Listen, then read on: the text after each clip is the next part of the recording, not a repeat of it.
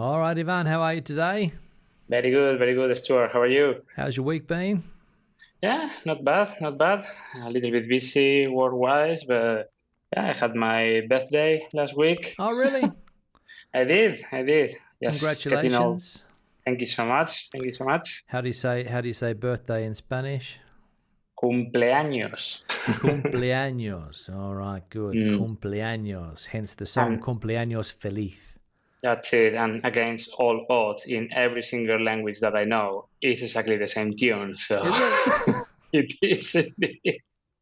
That's In it. Spanish, in English, it changed a little bit. In Chinese Whoever as well, it's the same whoever tune.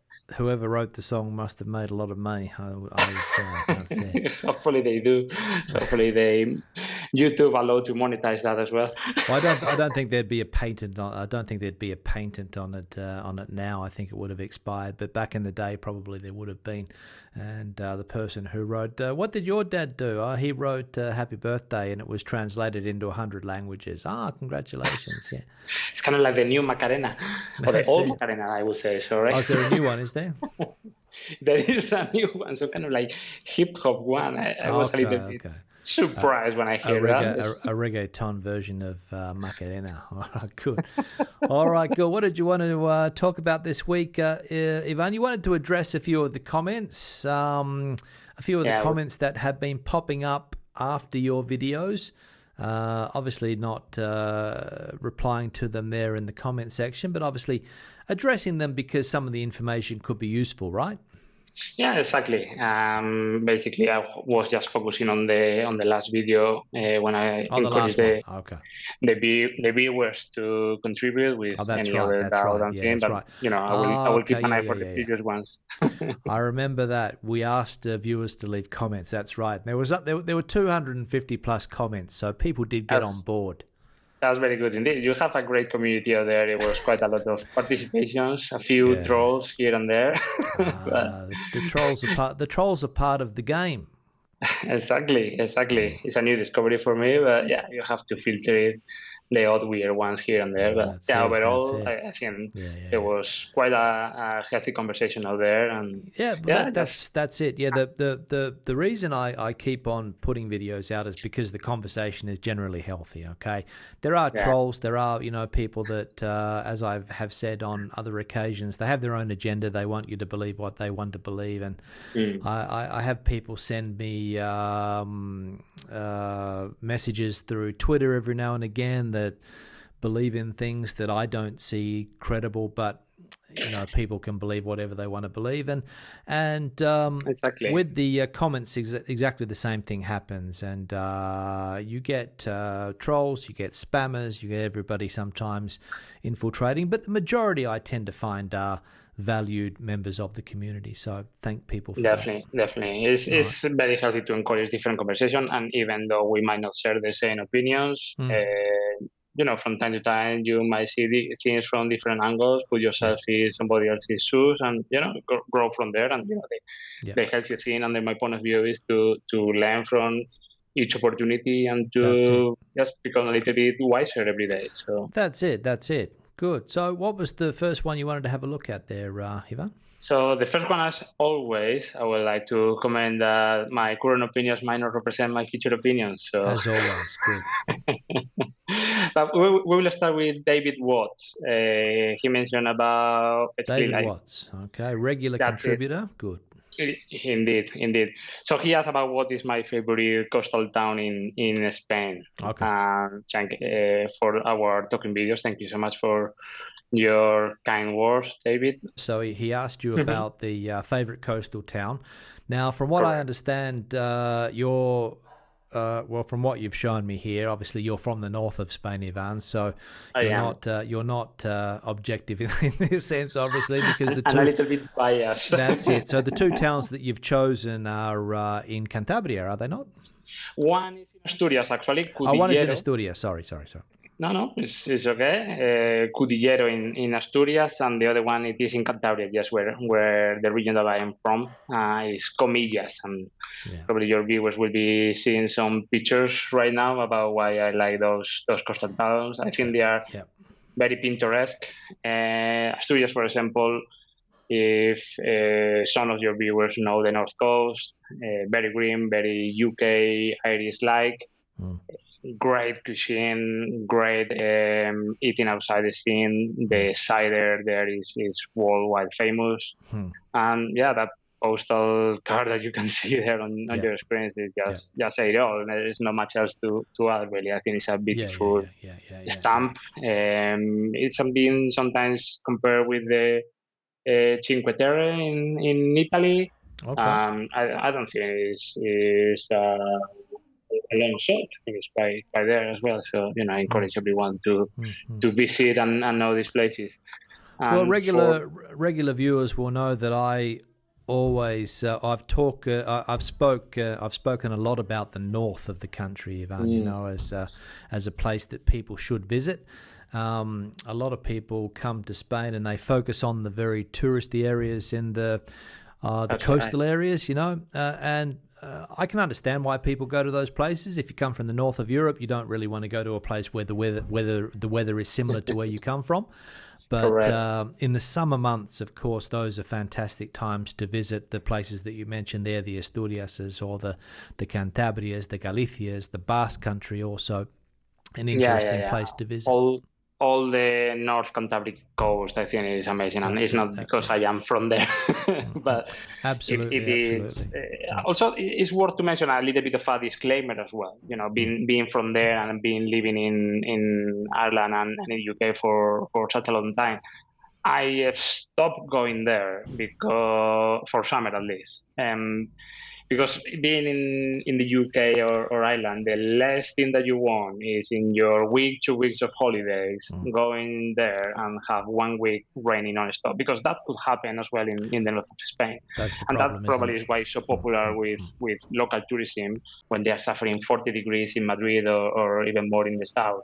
Yeah, they don't care. They really welcome maybe that sort of breeze. No? That's it. So that's it. yeah, it's one of those things. You need to have your times right, but if you have the opportunity, amazing destination. Yeah, that's it. And in the regards of Comillas, of course, being in Cantabria, my region, I think is a great spot. There's quite a lot of surprising things. It's in an area where you have also Santiñana del Mar very close. That is a very pintoresque medieval town. Yeah. The typical stone floors all around. They have the Colegiata. I think it was from the 10th century or 11th century. I think it's one of the oldest one in Spain, and I will need to check it out, that one. But also Comillas, being in the coast, Gaudí. There is a Gaudí piece in there. There's a couple of palaces. I think it's quite a lot of cultural scene around there. So yeah. Well, it's like you said, there's a lot of things that you can do, and that's why they are popular destinations for people to visit. That's right. Exactly. All right, good. Now we'll move on. Another one, Ivan. What's another one you wanted to address here? Yeah, another thing that we mentioned, it was about the Torrefacto. There was quite a few comments out there about the coffee in Spain. I really appreciate those, and in particular one from Pedro. I'm not going to read everything, but he gave a little bit of background about why the coffee shortage in Spain during certain times it brings this infused sugar roasted coffee beans into Spain. So very very good information out there, so everybody to understand a little bit more. Pedro's obviously Spanish, right? So it sounds like it, at least. Although you would be surprised, I have come across somebody from Bristol as well. Called Pedro. Called Pedro. Oh, really? Pedro from with Bristol. A Spanish surname. Correct, and with a Spanish surname as well.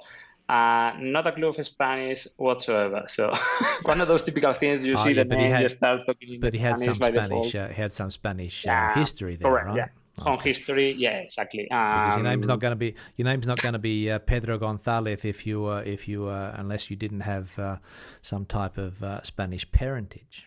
Correct. For some reason, he grew up in the UK during his whole life, and either he learned and forgot, or he was not very interested in keeping Spanish, but he's fully British.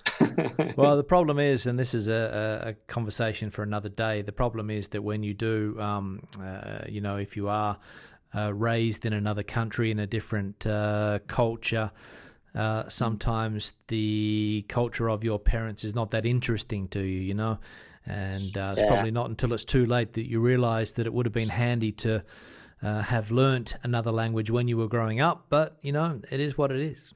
It is a very child thing, you know, when the things that maybe you are forced or maybe kind of like waiting, you feel like, you know, this is not your own choice, something like that. But then, you know, when you realize, as you said, it's a little bit too late, especially with languages. When the kids are a sponge, it's much easier. Just going back to that coffee thing, so we spoke about this torrefacto, which gives the coffee a certain taste, and you either like it or you don't. But obviously, Ivan, the majority of people in this country are so used to that taste of coffee that they don't question it, right? Correct. That's how you grow up, and to be honest, until I left Spain, exactly, I didn't know anything better. So I thought that it is what it is, and just drink it. As some of the viewers mentioned, that's why the Spanish people, we put a lot of sugar.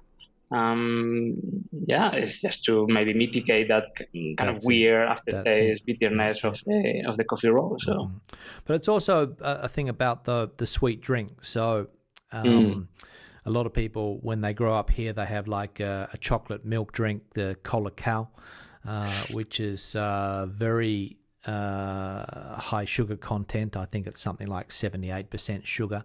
And I wouldn't be surprised. I've actually seen people in bars put sugar into a Colacao, you know. So, so obviously that they, you know, people love to have that sweet type of drink, and the sweet taste that you get with this torrefacto, the extra sugar as well. Obviously, it is something that people get used to, rather than the more bitter coffees, you know. I have to say that I'm not a very Colacao person. I really, you've never been a Colacao person? Okay. No, it has been, you know, the same as Madrid, Barcelona, I don't know, PP, PSOE, or whatever other stream that you want to compare to Spain is also divided by Colacao and Nesquik. Again, another popular drink. Nesquik. That's in Australia. We had Milo, which was the drink that we all grew up with. I have seen it in South America as well. That Milo is like the green one, isn't it? Yeah, it's in a green can. Obviously, they call it Milo, but I think it's the same thing. a green tin, I should say. Yeah, that's right. Yeah, Milo, we call it. I don't know where it comes from. Maybe it has a South American origin. That's it. Maybe it is. Well, at least I have seen it when I have been in Colombia and Peru. I have seen it around, and apparently it was quite popular. On the Nesquik Colacao debate, I have to say that I'm a very Nesquik person. And when I was in the UK, I brought the Nesquik from Spain, because the Nesquik from the UK, it has much more sugar. More sugar. Okay. More sugar. Wow. In fact, when I poured the first Nesquik that I bought there, I put it, and you can actually see the sugar powder on the spoon, really. Yeah, so and the taste wasn't that the same, maybe, of what I'm used to. So every time that I have the opportunity, I brought it from here. I don't know if that's healthy for kids. No, but anyway, we'll move on. Somebody else also spoke about the coffee coming from Badajoz. I think Pedro F mentioned it, Extremadura. Jose Antonio, another Spanish guy, said Badajoz, the origin. Yeah, exactly. And the roots also in South America, and apparently they brought that idea to Spain. Obviously, adding sugar, it will reduce the coffee content, and by extension the price. Jose Antonio also says here that it's good for constipation. Definitely. And that's another word that we should talk about one day: constipation and constipado. So that's a little bit of a false friend there. A false friend. That's exactly right. All right, good. We'll move on. What's next? Yeah, I think with this one, words short made simple. That basically says that a customer pays for Postage at couriers, exactly, and the recipient pays at one to receive the letter. Royal Mail is missing something here. So I think I might have explained myself not very clearly then. So when I was talking about the sample of those letters coming from London to myself here in Madrid, obviously the origin they pay to Royal Mail, okay, for whatever postage, for whatever grams. I think it was 100 something grams to ship it here in Spain. And what I pay here on the recipient was the €5 of the aduanas, as you saw on the previous video in there. So, I think that the Royal Mail is anything. Royal Mail is taking its cut of whatever cost it is to move that letter. I think from what I can understand here, what he's saying that if that is the business, if you send a letter from the UK to Spain, which was the case, what was it, 5 letters or something? Just to be clear, it was letters, right? It wasn't a package. It was nothing. Okay, correct. It was like a big envelope, A4 envelope, containing the typical. I don't know exactly the dimensions, but the typical letter, a little bit more 16:9 dimensions. Okay. So I think what he's saying here is that Royal Mail's missing out on the scam that Correos has, where somebody's paying postage in the UK to send a mail here. So the tradition is that you normally don't get slapped with postage when the letter arrives, but what they're doing in Spain is they're slapping another €5 on top, which he can't see how that should work, and maybe that's the business model that the Royal Mail is missing out on somewhere. That I mean, imagine if that happened, that somebody did send you a letter from another country and you had to pay to get it from the post office. That's the business. Yeah, the thing is that in that situation in particular, Correos is apparently getting the money for like the customs, okay, for aduanas, okay, for Hacienda in reality. So, what is Correos doing? But what I can't understand is that, like I said, it wasn't a package. It was just 5 letters in an envelope. Was it the weight issue? Was it a weight issue? What? I don't think it's the weight issue, because, as I said, it was less than 200 grams. I throw the envelope already, so maybe take a picture, but it was less than 200 grams of letters. I don't know if because it came in a slightly larger envelope, as I said, an A4 one, things like that. But also, what I want to leave clear that what they says in the invoice from Correos is that is the fee from aduana. So in fact, Correos here, like the Spanish Royal Mail, is acting as a customs broker. Okay, so it's like getting the money on behalf of. It's not like the actual Correos is packeting that money in. So no. I don't really know. I would like to know if something like that happened to other countries, or it's just specifically from Spain. If you send a letter, or if somebody has the experience sending from the UK to somewhere in Europe. Well, we spoke about it the other day that in Australia, if my mother sends me a package with, let's say, for example, she sends 5 T-shirts that were bought in Australia, okay, the duty in Spain hasn't been paid, so I can understand customs wants to get a cut, right? I can understand that. More, I don't like it, but I can understand it, right? Because there hasn't been GST here paid, or VAT, or whatever you want to call it, either paid here. But on letters, that was surprising. It sounds very weird. It does. But anyway, we'll move on. Yeah, let's move on, and watch out there and tell your relatives not to post you some Christmas. No. We've got past that. Yeah. I will save you that disappointment. So there is another one from Tots, 1950. Toots. Oh, sorry about that. 00 Toots. Toots. Or Toots. So, it was asking basically that is rye or sourdough bread here in Spain. It was also answered by a few of your audience. And I wanted to say that randomly I went to Mercadona this weekend and I got the pan de centeno, which is the rye bread for $1.50 in Mercadona. Nice loaf. Yep. Kind of like remind me of the Irish soda bread. The Martin, Ryan put it there. Yep. Soda bread for forever, but not quite the same. But we have a little bit of a growing baking scene, I would say, in Spain. So, it is getting better. That's it. Yeah. Well, there are boutique bakeries popping up around the place that do good quality bread, but still, there's a lot of industrial bread that's also quite bad. But it is getting better. That's it. Yeah, exactly. Good. All right, so a few more. Let's move on. Yeah, we have Susie Rodriguez. I don't know if you can identify some Spanish or British, American, something going on in there. But Susan? Rodriguez is also a very common one as well as a surname here. Who is Ivan? Yeah, So I'm new. I'm new, and he brings a fun dynamic. Please fill me in, please. Yeah. yeah, it was answered also by your audience, and recommend Okay, so it was to visit answered. the Okay. rest of the videos. But yeah, Good. I just a normal person that decided to be back to the community and help Stuart with these videos. Yeah, well, the idea, I will just give the background. So you got in contact with me saying that you would like to Exactly. help answer people's questions, people that have doubts, basically some of the things that we've spoken about. A lot of people come to live here. They don't really understand the background to a lot of the stories, That's especially when you correct. speak about politics. I mean, I was speaking with politics the other day about Nick, and he said that he was going to vote, and I said, I don't think you can vote, Nick. So he wasn't aware of that, you know. So Yeah. there are a lot of things that people do miss. Unfortunately, because for whatever reason, it's difficult to get into the Spanish society, let's say, unless you are married to a Spaniard or unless you are, you have grown up here. It is difficult to understand some of these things, and that was the idea that you wanted to bring, right?